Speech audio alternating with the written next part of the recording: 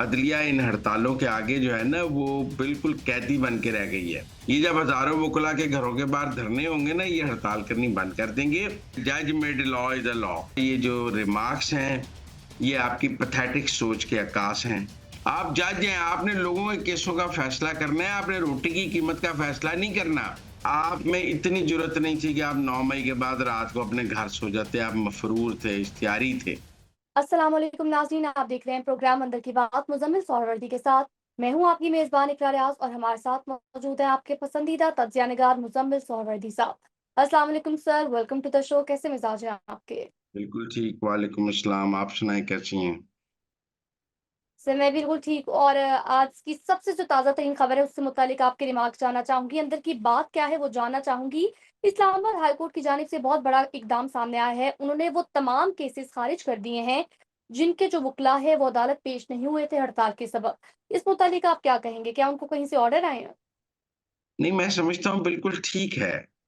अगर वुकला को अदालतों का बाइकआउट करने का कोई हक नहीं होना चाहिए। क्लाइंट उनको पैसे देता है वकील केस लड़ने के। क्लाइंट उन्हें हड़ताल करने के पैसे तो नहीं देता। वो क्लाइंट से फीस लेते हैं केस लड़ने की और आगे हड़ताल कर लेते हैं।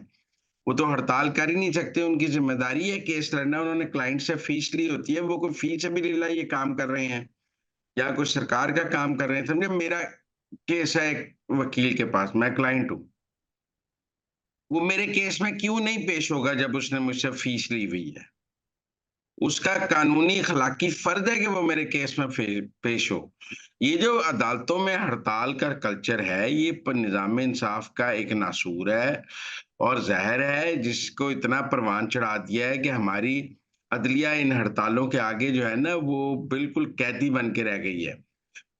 ये जो जजों ने रौला डाला हुआ है कि जी एजेंसियां मुदाखलत करती हैं, ये बताएं ना वकील कितनी मुदाखलत करते हैं निज़ाम इंसाफ में। ये बार और बेंच का क्या फटा है? ये जो बार का सदर बन जाता है, वो जाकर केस अपनी मर्ज़ी के नहीं चलवाता। जजों को डराता नहीं है। क्या जजेस जो हैं वो बार के ओहदेदारों से डरते नहीं हैं? तो इसलिए मैं समझता हूँ इस्लामाबाद हाई कोर्ट ने बिल्कुल ठीक फैसला किया है। जो वकील पेश नहीं होता उसका केस खारिज कर दें और जिन लोगों के केस खारिज हों उन्हें चाहिए वकीलों के घरों के बाहर धरने दे दें।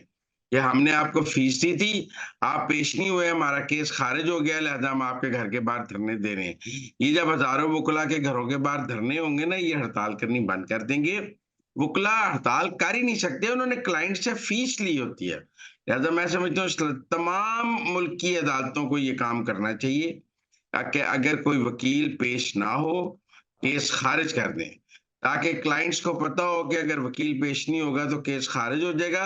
वो अपने वकीलों को पाबंद बनाएँगे कि आप आकर पेश हों और वकीलों को ज़िम्मेदारी होगी कि पेश ना हुए तो केस फ़ारिग हो जाएगा।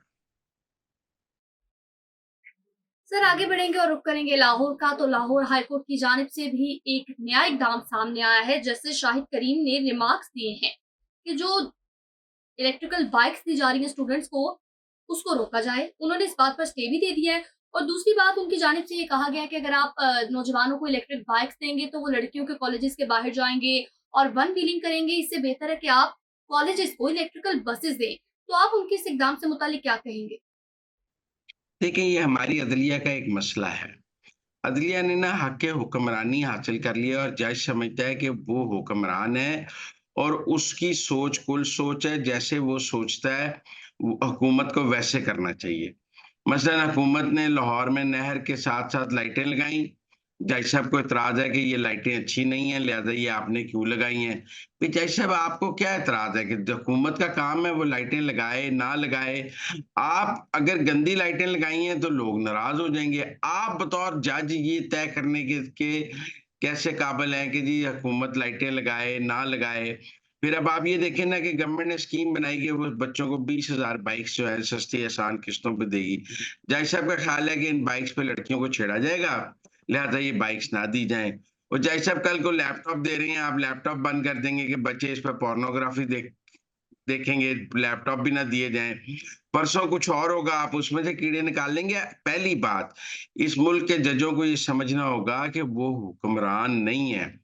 उनका काम नहीं है हुकूमत करना हुकूमत का काम है, जज का काम इंसाफ करना है। ये इलेक्ट्रिक बाइकों के में क्या इंसाफ का तकाज़ा है कि जी उन्होंने रोक दिया है, कि लड़के छेड़ेंगे, कल को आप मेरा मतलब है कि शहर से छुरियों की फ़रोख्त रोक देंगे कि इससे कत्ल होते हैं, वो प्याज भी नहीं काट सकेगा। ये हुकूमत का काम है, वो जौन-सी भी स्कीम लाए उसे लोगों ने मैंडेट दिया है कि वो जो अवाम के लिए बेहतर समझे वो करे। क्या जज साहब से पूछकर स्कीमें लाई जाएँ? इस मुल्क की अदलिया का सबसे बड़ा मसला ये है कि जजों ने खुद को हुक्मरान समझना शुरू कर दिया है। वो समझते हैं वो पार्लियामेंट से भी ऊपर हैं, वो हुकूमत से भी ऊपर हैं, वो जो फैसला कर देंगे वही वही ऑर्डर चलेगा। अब सूरत-ए-हाल ये है कि इस मुल्क में अगर हुकूमत को गैर कानूनी काम करे तो उसकी पकड़ हो सकती है। फ़ौज को गैर कानूनी काम करे उसकी पकड़ हो सकती है। लेकिन ये जज जब गैर कानूनी हुक्म दें, गैर आईनी हुक्म दें तो इनकी कोई पकड़ नहीं है। ये जादुल एहसन साहब का मुझे फ़िक्रा याद है, जज made law is a law, कि जो जज ने कानून बना दिया वो कानून है। अब जज कैसे कानून बना सकता है? माज़रत के साथ, आपकी का ये जो रिमार्क्स हैं, ये आपकी पैथेटिक सोच के अक्कास हैं। ये आपके रिमार्क्स ये शो करते हैं कि आपको हक जो है हुक्मरानी का शौक पड़ गया है और आप मुल्क के हुक्मरान बनना चाहते हैं। आप जज से इस्तीफ़ा दें, इलेक्शन लड़ें, हुक्मरान बन जाएँ। आप बतौर जज तो हुक्मरानी ना करें, हुकूमत करना चाहती हैं जज बनकर। काउंसलर का इलेक्शन आप लड़ने के काबिल नहीं है और आप ये फैसला करना चाहते हैं कि हुकूमत जो काम कर रही है वो आपसे पूछ कर करे।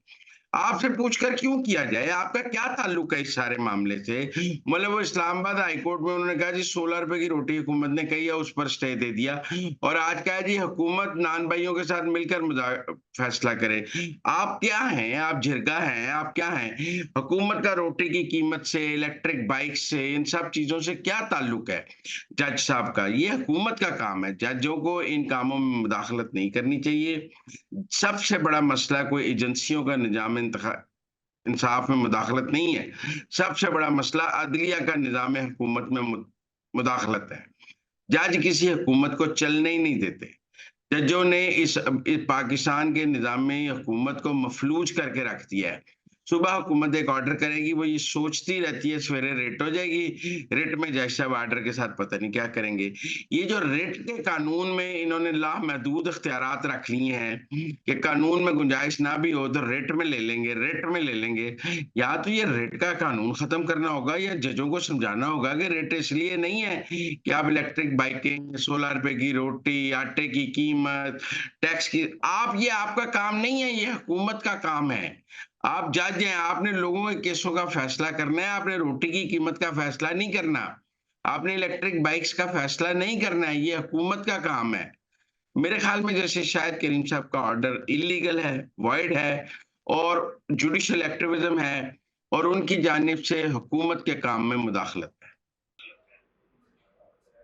सर आगे बढ़ेंगे, रुख करेंगे खैबर पख्तूनख्वा का। तो सीएम केपी एक बार फिर से सुर्खियों में आ चुके हैं। उनकी जानिब से ये बरमला कहा गया है कि हम लोगों को कोई भी धमकी ना दी जाए, हम किसी किस्म की धमकी बर्दाश्त नहीं करेंगे और अगर गवर्नर राज लगाने का सोचा गया तो हम जो गवर्नर हाउस है उस पर कब्जा कर लेंगे। उनकी जानिब से ये भी कहा गया नौमे को लेकर कि अगर हम माफी मांगते हैं, हम गलत है, हम माफी मांग लेंगे। अगर आप गलत हैं तो फिर हमसे माफी कौन मांगेगा? आखिर ये नौबत क्यों आन पड़ी कि उन्होंने फिर से माफी का जिक्र किया है? मेरे ख्याल में हमें ना गंडापुर साहब के बयानात पर तबसरा नहीं करना चाहिए। उनके बयानात का हकीकत से कोई ताल्लुक नहीं होता।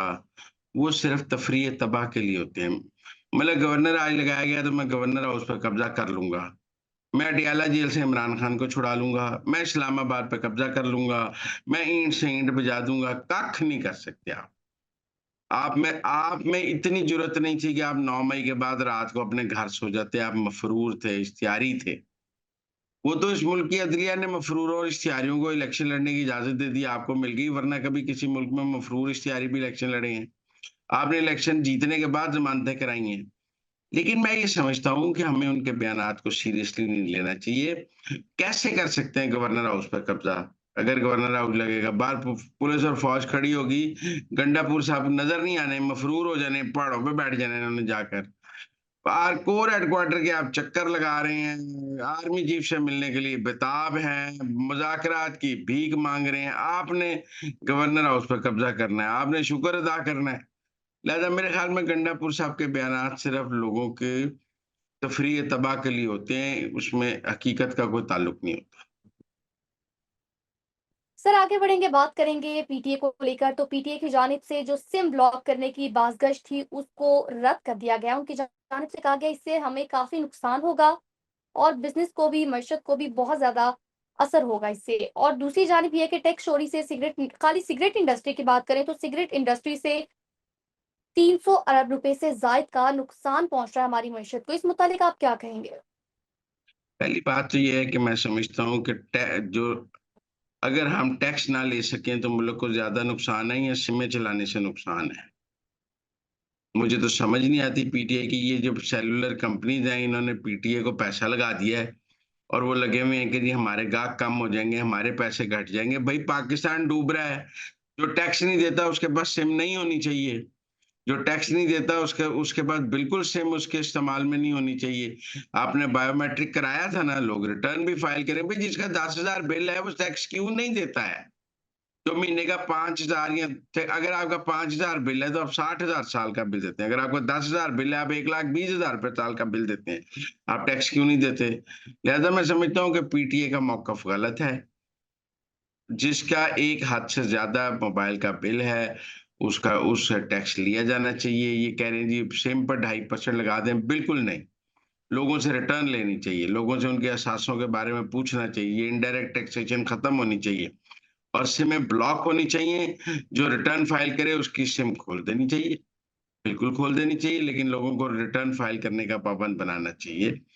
जहाँ तक सिगरेट वाली बात है, तो सिगरेट इंडस्ट्री को पीटीआई के दौर में बहुत प्रोटेक्शन दी गई है। ये केपी के लोग हैं और इन्होंने सिगरेट में बहुत माल बनाया है और ये चेयरमैन एफबीआर शब्बर जैदी ने कहा था कि जब मैंने सिगरेट इंडस्ट्री पर टैक्स लगाने की कोशिश की, तो सारे पीटीआई के एमएनए मेरे पास आ गए कि ये हमारे लोग हैं। तो इसलिए मेरे ख़्याल में अब वक़्त आ गया है कि इनसे टैक्स वसूल किया जाए और माज़ी में जो टैक्स चोरी हुआ है, वो भी वसूल किया जाए।